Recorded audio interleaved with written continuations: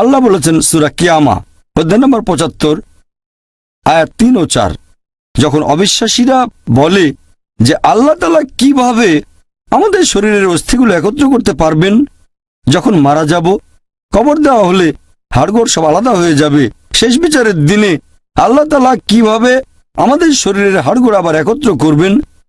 আল্লাহ পবিত্র কোরআনে এর উত্তর দিয়েছেন, তাদের বলো, আল্লাহ যে শুধু অস্থিগুলো একত্র করবেন তা নয়, তিনি একেবারে সঠিকভাবে একত্র করবেন তোমাদের আঙ্গুলের অগ্রভাগকে। এই কথা দিয়ে কোরআন কি বোঝাচ্ছে? আল্লাহ যে শুধু অস্থি একত্র করবেন তা নয়, তিনি একেবারে সঠিকভাবে একত্র করবেন তোমাদের আঙ্গুলের অগ্রভাগকে।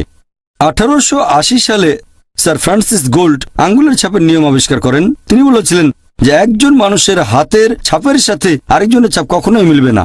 বর্তমানে এই আঙ্গুলের ছাপের পদ্ধতি ব্যবহার করছে পুলিশ অপরাধীকে শনাক্ত করতে, ব্যবহার করছে সিআইএ, FBI, পৃথিবীর বিভিন্ন দেশের পুলিশ। এটা পবিত্র কোরআন বলেছে 1400 বছর আগে।